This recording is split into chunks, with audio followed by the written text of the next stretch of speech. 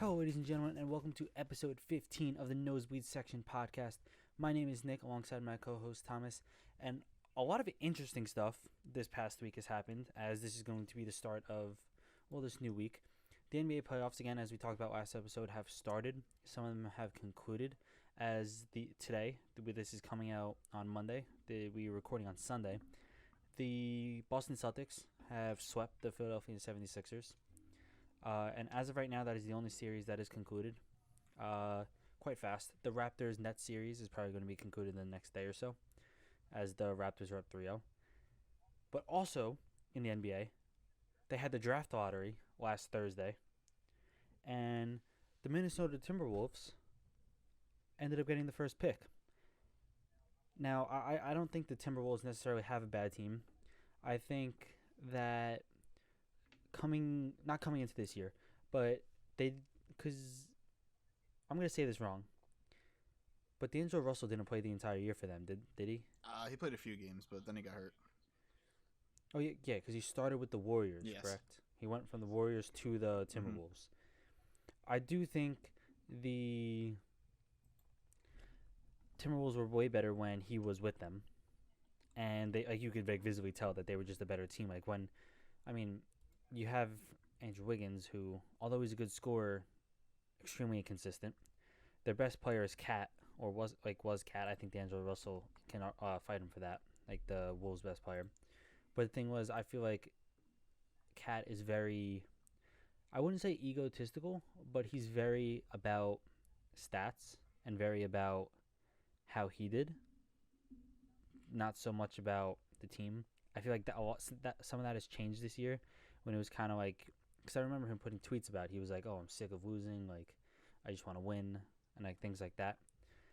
But the Minnesota Timberwolves end up getting the first pick in the NBA draft for next year, and we did talk about the NBA draft a little last episode. But you don't really know what you're getting out of the NBA draft. Now, from a Minnesota Timberwolves perspective, in my opinion, also, it would be extremely stupid to get LaMelo Ball, right? Like, would you agree with that? Yeah, I wouldn't take him. Like, at least for the Timberwolves, because like you have D'Angelo Russell. D'Angelo Russell has easily proven himself as one of the better point guards in the league. He plays defense. He's a very good passer. He can score.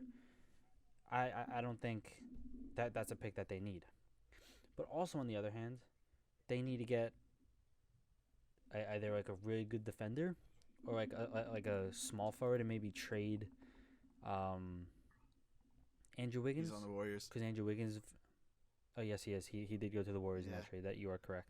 So like they need like a small forward. I don't think they have a big gap, because Cat, who's playing a 4 or 5, there's kind of a bigger gap than like in position wise, to guard like taller members that can like move up and down. Like D'Angelo Russell could guard a 2, maybe even a 3, but I feel like you want someone who's taller and as athletic as a 3 to be able to guard someone like that. Like I feel I forget his name, the guy from Georgia. I feel like that might be a really good pick for them. James Wiseman might be good, but at the same time, do you want to? I feel like you're gonna have Cat and James Wiseman going not at it because they're on the same team, but like the way they play is like very like low ball, like close to the rim. So I'm interested to see what Minnesota does with that pick. Maybe they trade that pick and get even a TJ Warren or something. Like something like that. I think that might be something that might help them. I don't think that would be too bad. There's also probably a lot of teams that would love to trade up for that pick, like the Knicks. Although the Knicks have never traded up in a draft for like the past 20 something years, or moved up. Maybe this is the draft they move up because they want to get LaMelo Ball. I feel like there's a couple guys that like teams should target. Like for example, the first 2 picks, Golden State got the second pick, Charlotte got the third pick, but all 3 of them, Minnesota, Golden State, and Charlotte, had the best odds to get 1, 2, or 3. They ended up getting it. I don't think Minnesota or Golden State really need a point guard at all. Charlotte, they got Terry Rozier. If I was them, it wouldn't be terrible to draft a point guard. But maybe you could draft the guy from Dayton. Maybe you take James Wiseman. I don't know. Um, what are your thoughts on the draft lottery? Did this for teams like Golden State, for example, who I think kind of lucked out because, I mean, let's be real, they have three All Stars on their team. Two of them were hurt almost the entire season. I feel like the fact that Golden State has the 2 pick is not pointless, but I feel like they could trade that 2 pick for like a couple good bench players or a couple like better players, maybe. What do you think? What are your thoughts, like on the top three or even the entire lottery? I think the Warriors actually, surprisingly, are the biggest losers because, like you said, they have their All Stars set already. So I feel like their goal going into it was to get that number one pick, and then use it for a team that's in desperate need of a young player who's probably stuck with, one superstar that can't get it done. Um, the 76ers, for example, they're probably going to try something different. Just an example. I don't know if that's going to happen. But I feel like they were definitely gunning for the number one pick with they don't need a young player. If anything, it's going to hurt them to develop a young player. They'd rather just have somebody who's going to go into next season, help them win. Exactly, because they have like that bigger talent around them. They don't need the, as you said, develop someone. Like that's just, in my opinion, that it wouldn't be worth it for them. Or maybe they pick like a James Wiseman and they're like, hey, we want you to play center. Or the guy from Dayton. It could kind of help them. They don't. I mean, it Boogie's not even there anymore, is he? Where? Boogie. Golden State? No, he's on the Lakers. He just hurt. Yeah. So like, yeah. So maybe they try to get a center with that pick. Yeah. Because I feel like the guy from Dayton could be pretty good, or maybe like James Wiseman, and they try to move him from like a 4 to a 5. Yeah. I think the Timberwolves definitely lucked out because I feel like when we talked about it in the last episode, I wasn't really thinking the Timberwolves were going to get the number one pick. I kind of figured it was just going to stay with the Warriors. But the Timberwolves, Anthony Edwards out of Georgia, he's probably the most polished player coming out of the draft, or he definitely is. I mean, he's 6'5", has a 6'10" wingspan. He fits that role they need. They traded away Wiggins, who was kind of an underperforming wing for them. They get D'Lo in return, and D'Lo and Cat are like best friends. So I feel like that's really what changed Cat's mindset in wanting to win. I feel like he has players on the team that he actually likes, so it's more about the team rather than just himself. If they add a young guy like Anthony Edwards, that team overall is a young team. You could definitely see. I mean, they made the playoffs the season before, the bubble, and they definitely have the talent still in that roster to at least make the playoffs if they get a young player like Anthony Edwards. So. Yeah, and that's a team you would work with. Yeah. Like, that's a team that's, like, young. Like, a team like Phoenix, for example, who I would consider extremely young. Yeah. Like, I feel like Minnesota's in the same boat. Yeah. Like, I feel like they are extremely young, but their young players that are good are better. Like, I would probably take Devin Booker over D'Angelo Russell, just as a scoring perspective. But, like, I mean, I don't think anyone's really going to argue that Cat is probably the best or like player out of both of those teams that like that set of like skill pool. Like he's way better than DeAndre Ayton. Yeah. I don't think there's so I just think that Minnesota's skill set pool of players is probably better than the Suns. They've obviously like when they got D'Angelo Russell, I thought they started playing a lot better. I think Phoenix was a bit of a shock to go 8-0 in the bubble. I think, and everyone can agree to that. I think it was kind of like, there's no way they do that. And then they did, and it was like, what is happening? Like, I don't even think the Suns expected to do it. Like, I think they did, and they didn't at the same time. Yeah, you always want to be the team. Like, you always don't want to go into a game that you're going to lose, but, like, realistically, I feel like any team, when you're going to, like, an 8-game stretch, your goal is not to go 8-0. Your goal is just to Your goal is to come out positive. Yeah, exactly. Yeah. So, like, for example, like I think one of the better examples is baseball, right? Because baseball, you'll normally spend like time away from home, and then you'll spend like a good couple series at home. And whenever you go on a road stand, I don't know, that'd be a home stand, and like whenever you go away, yeah, road trip. I just blanked. I don't even know. But whenever you do that, like your goal is to come out either even or positive. So because a lot of it is like you're playing like maybe you're on the East Coast. You might be going all the way to the West Coast, and you're obviously out there for a while because you're going to go play a couple teams on the West Coast. You're not going to go play, like if you're coming from New York and you're the Mets or the Yankees, you're not going to go there play a series against the Dodgers and come back. You're going to play a couple series over on the West Coast or like in the middle of the U.S. Like that's just the way you kind of do it. But to go into an 8-game series, like for Phoenix, I think it was also kind of like, I mean, exactly the way it panned out is if we go 8-0, there's still a chance we don't make it, but they kind of put everything they had into it, and I mean, it didn't work out. But again, as you said, Minnesota kind of won out with the draft. I think they are in a very good spot to either keep that pick and get Edwards from Georgia, or maybe they trade the pick and get a couple couple good players, like solid players in return. Again, Golden State, I think they're in a position to either draft a center or maybe they trade. Charlotte, I feel like they can kind of go with almost anybody in the draft. Yeah. I feel like they are the best player they have is Devontae Graham, and he was the person that just kind of blew up this season. I mean, he's a 3-point specialist. No, I don't think anyone expected him to do what he did this year, which, I mean, props to him. Yeah. He just had an extremely good year.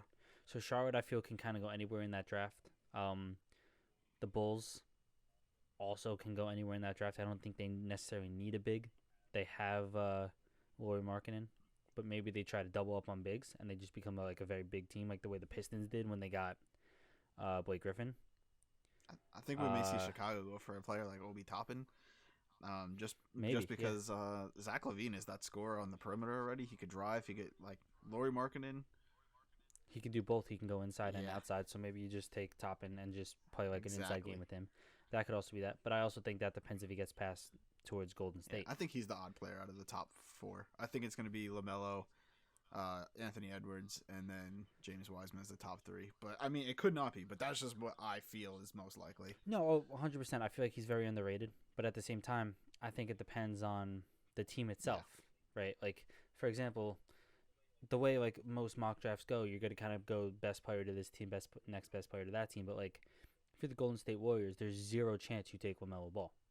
You're not taking another point guard or a shooting guard. Maybe you don't even take a small forward. Yeah. Just because of Draymond can spread the floor with you guys, you can just play a smaller 4. So I feel like Golden State is very a power forward or center pick. It's James Wiseman or Toppin. I feel like those are their main picks. So if Minnesota's oh, we want James Wiseman, I feel like Golden State's getting Toppin. It's kind of who's there at their disposal. But yeah, that's for the NBA draft. I don't know exactly when that is. I don't think they've set on a date. I could be wrong, but I think it keeps changing. Yeah, I mean they have a lot of time. Their season they moved it back to the beginning of December. So yeah, they have a lot of time until that happens. Oh, it does have a date. It's October 16th. Oh, it is. Oh, okay. October 16th. We'll find out what happens. Also, things to talk about. The Kansas City Chiefs had a scrimmage, an inter-squad scrimmage. They held it in their stadium, and they had 20%, 22% capacity. They let fans in to go watch the game, which, I mean, it's a step forward. Is it the right step forward? Is this what they should be doing, especially during a game that really doesn't even matter? Or maybe they're just trying to test out how the 20% capacity works? That's what I think it is, because they don't have preseason to try anything out. So scrimmage between the team itself is the only time the stadium was going to have any sort of trial, before week 1. And obviously, if you have people paying to go to that week 1 game for the 22%, you want everything to go as smoothly as possible. I feel like having the scrimmage, it let them work out their kinks a little bit if there were any. I actually think it ran pretty smoothly. So, but I think that was the whole point of it, just to make sure everything was ready for the season. Oh yeah, definitely. I feel like that's what they wanted, or that's what they might have used preseason for. Again, they're the very first game. It's kind of not all eyes on them to make sure it works well, but I feel it's going to be very everyone's going to kind of also look at them and be like, hey, this worked, this didn't. They did a good job in this. They did a bad job in this. They could move this. They can move that. Because a lot of it is also when it comes down to concessions, you can't just not serve concessions if you're gonna have people there. That's extra money to make. Yeah. So they definitely gotta have that. I don't know exactly how they space people out. Again, 20% capacity. They have a pretty large stadium. I don't know exactly how many people that is. But I would say 20% for the time at the moment is pretty decent. So they have to have most of their things up and running. They probably close a lot of them, and they probably only have them in certain spots. Mm-hmm. So like for each, they probably have like maybe in certain spots of the stadium like only one thing running. Yeah. So that's probably the way they're doing it. I don't know exactly how it works. Again, like I just know that they have the 20% capacity, which, again, it's a step forward. Is it the right step forward? I guess we're really not going to be able to know because you don't really know how many cases are still out or how many people are coming and they're like, oh, I bought a ticket, I'm going to go, and they might be asymptomatic or something like that. So it's very iffy situations. But with that, the NFL, a lot of teams they obviously they're testing for coronavirus to see if any of their players have. And I don't know the name of the company, but a place in New Jersey that's doing testing for some of these NFL teams had a bunch of false positive tests, which more or less means that a player, like if we're a player, right, we test for it, we test positive, or we come back that we test positive, Mm-hmm. but we don't actually have it. It's just false positive, like you just don't have it. So why did some of these players they had like a bunch of cases, and it's like, well, how did we get all these cases?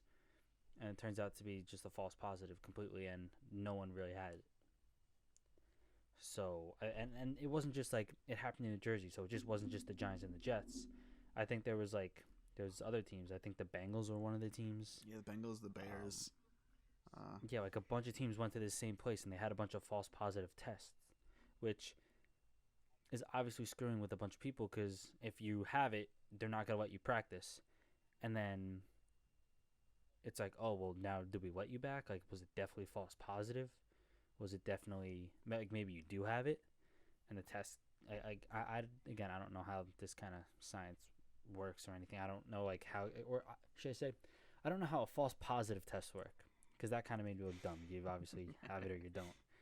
But I don't know how false positive tests work. Like I don't know how you like find out it's false positive. Because I believe. I mean, I could be wrong. I hope I'm not speaking incorrectly, but I believe they get tested like 3 days in a row, and one of the days they test positive, but the other two they don't. I think that's how they determine if it's false positive. And it's not like it was a small number of players. The Jets, being a Jets fan, obviously, for me. Yeah, they had 10. They had 10 players. They're the only team to actually announce how many players they had that tested positive.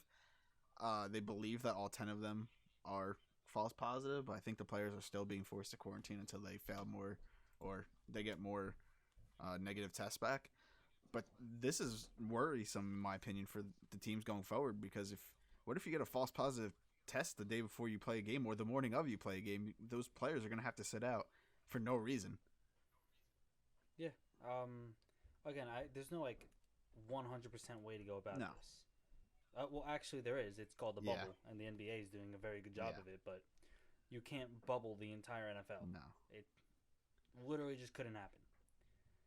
The only place you could probably do it is probably Disney, but you can't do that because the NBA is there. Yeah, and Disney's allowing people to Disney. Like, there's just no space. I don't know where else you'd be doing it anyway. I just think, in general, there's no 100% way to go about it. So I feel you're going to get a lot more false positive tests, especially because the NFL is so large. There's so many players in the NFL. Yeah. Each team has a roster of 50 players. And more right now. And 50 players plus, and that's not even counting staff. Yep. That's just players in general. So now then you're going to add staff into this. It's a whole thing. And obviously none of them are like going out really saying like, hey, I hope I get corona, because that's never going to happen. But they're also like, if you tell them they have it and then they don't have it, they're going to live as if they have it. Because now, again, you don't know what to think. And now you're being forced to quarantine where you might not have ever had it in the first place. And this is not the first time. We saw it when the teams were originally doing their testing to make sure everyone was good to start training camp. We saw it with Matt Stafford and Gardner Minshew, the two starting quarterbacks. They both tested positive, but they ended up being false negatives. So this is already the second time it's happened. And no other sport has had this problem. But like you said, the NFL has a lot of people that they're constantly testing each day, so it probably has a higher chance.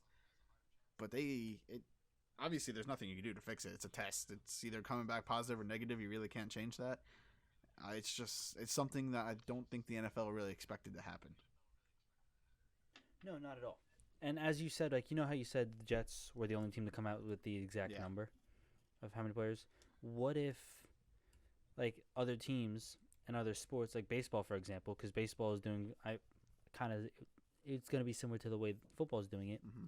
How, again, you can't bubble the MLB, you can't bubble the NFL, but like, how many other teams are there out there? Like mainly towards baseball because baseball has been going on, and football they haven't gone and against like another team.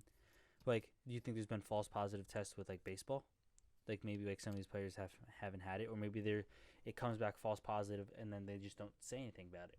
Because like there's some teams out there in the NFL, as you said, that just didn't say how many players had it. Like the Jets did, but some other teams aren't. So maybe they're trying to cover up for a much bigger number. I'm not saying they are. Hopefully they're not.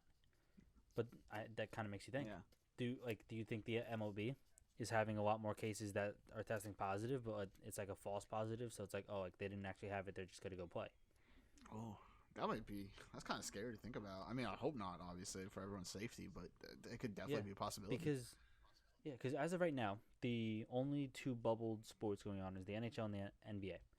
I haven't heard anything from the NHL, but the NBA has multiple times come out saying zero positive tests. Zero positive tests. It's been a couple times, actually. It hasn't just been like once. Yeah. It's been a couple times. Again, I haven't heard anything from the NHL, but they're also in a bubble.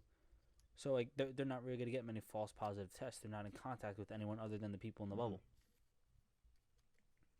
But a sport that is not in the bubble, like the MLS, the MLB, the NFL, maybe we start seeing a lot more false positive tests. But does that also mean there's a lot more false positive tests for how many cases there are in the United States in general? Is this a fact of maybe that 20% doesn't really need to be 20%? It can maybe be 30, 35. It kind of makes you think. Yeah. Because you're not. There's no way you're just getting false positive tests for some of these people, like some of just these normal people. Like if you feel like you might have it and you go and it says you're positive, you're just gonna think you're positive. Some people aren't fortunate enough to go every other day and go get a coronavirus test to see if it's a false positive. A lot of people actually don't have that. Like I feel like the NFL, the MLB, the MLS, like they're lucky because they have the ability to kind of see if it's a false positive or if you definitely have it. Kind of, I don't know. It just kind of makes you think. One of those things you just got to kind of like sit there and like think on, because you don't really know what what is even the correct thing to do. Like I have no idea. It's not I mean, this whole thing is not ideal. Yeah. The Bears actually just announced their number. Literally, as we're recording, they had 9, so less than the Jets, but that's still a high number. I think any number is a high number. Yeah. Even one really is a high number because they're in such close proximity. If one person has it, the rest of the team has it. It causes the teams have to shut down their facility. Like the Jets weren't able to practice yesterday because they had all the positive cases. Yeah, you get one positive case and all of a sudden no one can practice because that person was in contact with you the day before. And you might not know that you have it or not for the next 14 days. Yeah. Like they could test negative for 2 weeks and then all of a sudden a bunch of people have it. So like what really is the outcome? Because it doesn't show up for like 14 days or something like that, like 10 to 14 days. Again, there's no like real, I guess like 100% way to go about this. There isn't. Unless everyone just quarantines for a month. But that should have been done 5 months ago. Yeah. Instead of, and we wouldn't even be having this conversation now. We'd be talking about like NFL preseason games. Yeah. Which I'm sure the players are happy that are not happening, by the way. But, well, at least the starters, I should say. They don't like preseason. Definitely, because they don't got to worry about injuries. Anyone who's doing fantasy, you don't got to worry about your starting running back that you drafted in the first or second round getting hurt. Yeah. Happens to me almost every year. Also, I know this is way off topic, but I'm looking at an article currently that's talking about these positive cases. It has a picture of when the Rams scrimmage against each other and they're using their new uniforms. Kind of going to go back. The blue uniforms look great on the field, I'm not going to lie. I know it's completely off topic, but wow. They do. They're not that bad. The only issue I had with it is that like there's a really good chance that most of them could work at Best Buy. Yeah. That's like the only negative. Yeah. The home uniform definitely looks like that, but the bone uniforms, the away ones, they're kind of nice. They're nice. They're kind of nice. They're nice. They're very nice. Big fan. I also do like the helmets, but I also think if the NFL does get rid of the helmet rule, I feel there is improvement to a lot of these Oh uniforms. yeah. So this is kind of we weren't even going to talk about this today, but now that we're talking about it, the Panthers, for example, because I think the Panthers are a very good example of it. They're all black uniforms. Imagine if they had a black helmet to go with it, Look nice. or if they had like a light blue helmet, like a baby blue. Well, I think realistically, that'd I be don't so understand nice. why they have a silver helmet. That's literally nowhere else on their uniform. Maybe a couple stripes or something, but like their uniform is black, white, and Yeah, and that I don't know. baby blue color. Yeah, or like if you're the, I think the Falcons are also another good example. The Falcons have all black uniforms, but when they wear their all white, I think it kind of just it doesn't fit. No. Like the Jets, for example, when you wear all white and you have a green helmet, it looks a lot Yeah. better. Like any other team that wears all white and you have like a different color helmet than black, because I feel like white and black fits very well together, only in certain circumstances. Yeah, like the Ravens uniforms, for example, they have white uniforms, but then they wear black pants, so like it matches still. Yeah, but like in my opinion, if you have too much white with a little black, it looks bad. But if you have a lot of black with a little white, it looks really good. Yeah. I know that sounds very weird, but I think that's very true. But again, like there's a lot of other teams, like the Bills, for example. The Bills, I think, have some of the nicest uniforms and colors in the NFL, and their all white uniforms are extremely nice. I feel like with that all white uniform, or even their all red uniform, you get a red helmet, or maybe an all white helmet, or maybe an all blue helmet. Like they have so many different options. Same with the Chargers. Imagine the Chargers with their light blue uniforms with a light blue helmet, Yeah. like a light blue helmet, or all white with the Chargers. Like they have, there's so many teams with options. Like I think the Saints with the black and gold would look really nice. The Buccaneers could come out with a bunch of different helmets. They have a couple like different like logos that you can go with. Extremely nice. Yeah. The Bengals are going to be like redesigning their uniforms. They can come out with some really sick helmets. Like I saw a couple people do some concept posts on like Instagram. I think like I saw one. It was like an all white helmet with like black stripes. I think that'd be sick. Yeah, that would look I cool. think for a lot of these teams, I also think there's like some teams like the Patriots, for example, who could maybe use different helmets. But I feel like the helmets they have just kind of go with everything that they wear. Yeah. That's just maybe it's just my opinion. I feel like the uniforms are very blah. I d- I feel like the Packers are the same way. yeah, well, the Packers are never going to Like change. That's too iconic. no, but I mean like in general, right? Like They were one of the teams that did use different maybe helmets. They used to wear their throwback uniforms with the brown helmets. They looked terrible, but they were different colored.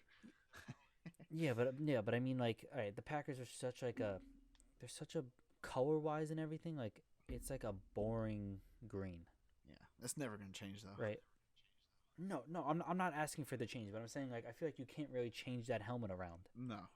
Maybe you do an all white helmet, but I mean, I just feel like that doesn't The cheeseheads. fit Green Bay. Yeah. The Chiefs, I feel like are the Chiefs. Maybe you can change up their helmet a bit.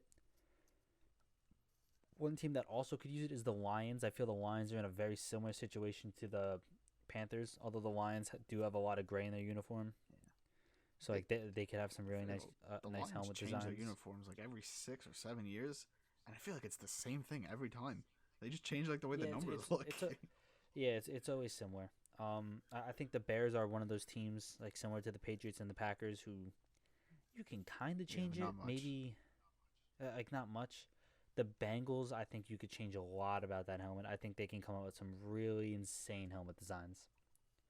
The Raiders, I feel like they're kind of stuck. It's silver or it's black. There's nothing else I to feel it. like we're talking about how the NFL should get rid of the one helmet rule, but I feel like another thing that like isn't talked about enough. More people, or not more people, more teams need to take advantage of being able to use different decals and different face masks on the helmet, because that can change the entire helmet. Like look at the Rams. I know they have new helmets now. They probably won't change them, but the last 3 years they've used the same color helmet, but they had different color ram horns depending on what uniform they wear. They wore. It made the uniform look entirely different just by doing that simple thing. Yeah, yeah, I agree with that. I do also think it's very kind of why like for the Rams, right? For example, I know this is kind of like a dumb reason because they make so much money, but that's one of those expenses that because not only are you buying the different decals, you now have to pay someone to put it on every single game. That guy's already You have to there. pay someone to. No, I know, but now you have to pay them extra because instead of them just doing their normal job, they're like, oh, like we need you to do this now, which is a part of their. It's probably just the equipment managers and everything, but it's like on top of that. I think they actually have to put So new like face masks and new decals on for every game anyway. So mm, because it gets yeah. scratched out. Again, I don't really. I'm not saying it doesn't. I can't really tell you how it works. I've never been inside of an NBA locker room, nor the closest I've been is watching Hard Knocks, is watching the Browns. They have a series on YouTube, or watching the Jets series. It's the closest I've been to understanding how it works. I just know there's people in a lot of different departments. Yeah. All those people do their jobs very fluently, and the players get what they need, and the team gets what they need. Also, one of those teams that I feel like just couldn't change is like the Browns. Like I feel like the Browns. I mean, maybe you do like the bulldog look, but I feel they're locked in. I think they're almost as locked in as the Raiders. Yeah, Raiders aren't changing either. Like like you can't. Like maybe you like change like the way your uniform looks, but like you can't get rid of the black and the silver. Like you can't even add a color. What color are you gonna add? Nothing. Yeah. Your uniforms are just black or silver or white. Like that's all. But also the reason the NFL, it's NFL's mistake. These teams didn't change their uniforms for so long that now you can change them. Yeah, like the Browns have had the same uniforms, almost the same uniforms. They've changed it very slightly for the past couple of years. I give a lot of props to the Jets and the Chargers because I feel like they've been able to change their uniforms to a point where it's like, yo, those are kind of like really nice. The Chargers more so than any other team in the NFL. Yeah. They easily have the best uniforms. I think the Bills. I think the all red is so unique because I feel like there's not many teams that wear the. I know it's like I know you're a Jets fan and you're probably gonna disagree with me. I just hate the Bills. No other team.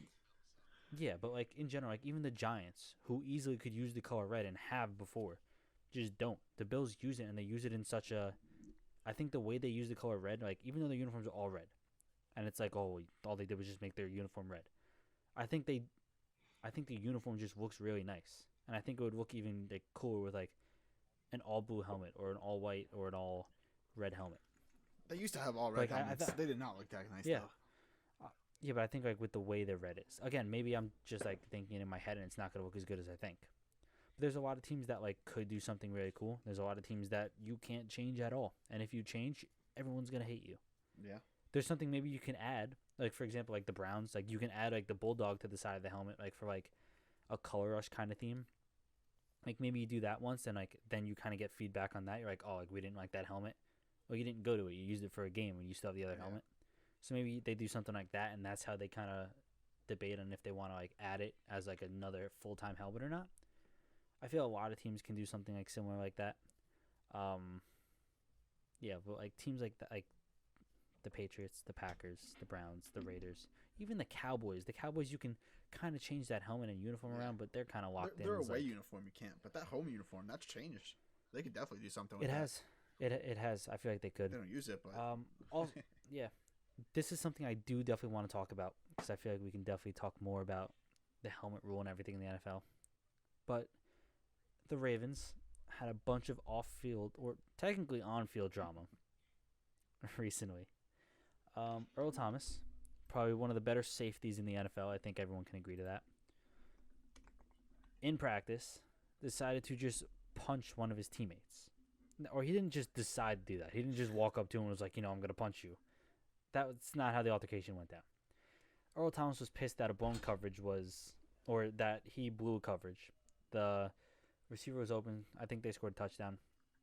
Again, this is his own team that scored on him. Instead of just saying, like, hey, like, you have to do this to fix it, he was clearly mad. You obviously want to be as perfect as you can, especially with no preseason. You don't have time to, like, fix anything through, like, film and everything, like, against another team. So you do kind of have to perfect it a little, like, more, so there is more pressure. But he just got really mad. They just started going at it and apparently just punched him. The Ravens sent him home. And a bunch of people are talking about now how how the Ravens are going to release him or they're going to trade him. What are your thoughts on this whole situation? I know Earl Thomas is a very, very good safety. I feel like it would be kind of stupid if they just released him.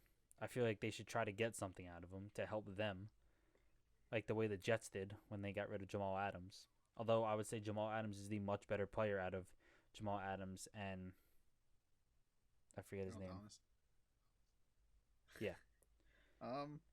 I mean, they already released him, so they can't go back on it. But I feel like They Yeah, did. yeah. I thought it was like on it the was air. up in the air. I think probably around 1 or 2 o'clock today that he got released officially. But I feel like when it came out yesterday, it was kind of expected that they would trade or release him. And at that point, as a GM, you're just going to be like, why would we give something away when we can just get him in free agency in a couple of days? That's what the Cowboys are probably going to do. They're the favorites to sign him already, and I mean, he's going to fit right in. Yeah, well, that's because they wanted Jamal Adams. They didn't get Jamal Adams, but they're going to get. Somehow this worked out for the Cowboys insanely because instead of giving anything up, they were just going to sign Earl Thomas for free. Who they wanted last year. Which is, it's just kind of insane. I see why the Ravens released them because as good as Earl Thomas is, as good of a leader as he is, that's not something a leader should be doing. No. You should not be punching your own teammates. I understand getting mad and getting angry because they did something you didn't like, and I think that's perfectly reasonable. Like, there's obviously things that anyone who's ever played sports, you kind of understand that there's things that a teammate does that you're just like, that's definitely not the right thing. You should be doing something else, or you messed up. But there's so many other ways to go around it instead of just, like, arguing and then deciding to punch him. And I thought this was the only Not thing. the best. But, like, when I looked more into it, he apparently... Well, I did know this, actually. Last year, he got into a fight with a teammate, Brandon Williams, after they lost to That Cleveland. I did know. That was... Yeah, that I did hear about.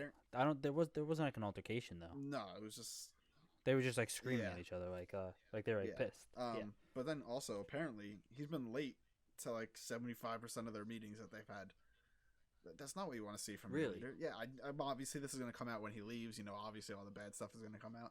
But as a leader on a team that's doing well, like, what are you even thinking? Like, obviously, like, and then you go and fight your teammate in the middle of practice. Like, honestly, what do you expect to happen? Yeah, that's interesting. All right, now, obviously, I'm gonna have to play devil's advocate. I'm not saying he did nothing wrong, because clearly punching your teammate is, I think everyone can agree that's just dumb, very wrong. But also, is there something between Earl Thomas and the Ravens? Like, are the Ravens doing something that Earl Thomas doesn't like, which is why he's getting pissed off and he's late? Or is he just late because he's late? I feel like you just signed with the team last year. Like, you gotta at least give it a chance. Yeah. I'm not saying that... Especially after the way things ended in Seattle, too. Flipping off Pete Carroll as he's getting carted off with an injury. Like, he's looked bad twice now. Yeah. Look, it's obviously not a good look for him. I'm not going to disagree. But... Yeah, so coach after getting hurt is not great. And I feel like you have to play devil's advocate just because, well, who knows?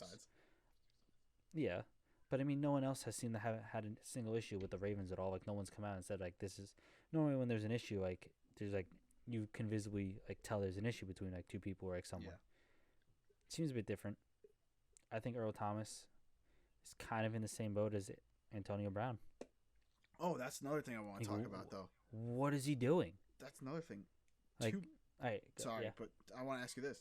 2 months, or maybe it was even a month ago, Lamar Jackson was asked if he wanted Antonio Brown, and he said that our locker room is like the greatest locker room. If he's going to flourish somewhere, it's with us. After this, do you think that's true, or do you think there's something wrong with the Ravens? Do you think Antonio Brown could work there? I'm going to be honest. I don't really know, because Antonio Brown, after he went to the Patriots, I feel that is the locker room that is if anyone's ever going to get turned around, it is in that locker room with Bill Belichick or Ron Rivera. I feel like there's not many other locker rooms in the NFL where someone's going to like fully check you in and you're not going to do anything about it because of who's saying it. Yeah. Like, I feel like even if you go to Green Bay, right? And you do something, and like Aaron Rodgers says something to you, I feel like Antonio Brown doesn't really care. But if like Bill Belichick and Tom Brady are saying something to you, like you got to fix it. Like I feel like that's something you listen to. Like you have those two. You have Julian Edelman. Like those are people you're listening to. There's not many. There's probably not another team in the NFL that you're just listening to. I feel like Ron Rivera is the only other option. That would you're like yeah like everyone respects Ron Rivera. If Ron Rivera's your coach and he's telling you you're an idiot, you're just gonna be like yeah I'm an idiot. Fair. I mean I think that's just kind of fair. Like I feel like most players would say that. Obviously they're gonna have their own opinions and you might not agree to the fullest extent, but like I feel like Ron Rivera has kind of serviced himself as, and same with like a lot of the coaches like Bill Belichick and like some of these other coaches. It's kind of like yeah like you know what you're talking about. You're right. Like I need to fix my stuff. But the fact that Bill Belichick couldn't even get to Antonio Brown, no shot he's staying in Baltimore as if he's got to like fix anything. I could be wrong here. I'm honestly, everything with Antonio Brown I felt like happened so quickly. But did he do something at the Patriots, or was it because that sexual allegation came out that he got released? I think it was a sexual allegation. Okay. But I don't think it was like, I think it was that, and it was just like a hole with everything else going on. It was like, yeah, we just don't need this. Like, it was kind of like, all right, if you're just, like, messing around with this team and you're not good with this team, like, that's fine. Like, we can fix that here. But then, like, the whole sexual allegations thing, that's just something the Patriots don't need. No, definitely. I just couldn't remember. No, yeah, I don't believe there was anything. I don't remember anything big coming out around that. If more news breaks between the Earl Thomas situation and if he gets signed, we'll definitely bring that up in the next episode. But thank you very much for tuning in. It comes out every Monday and Thursday at 3 p.m. Make sure you leave a like, you comment, and you subscribe, and we'll see ya.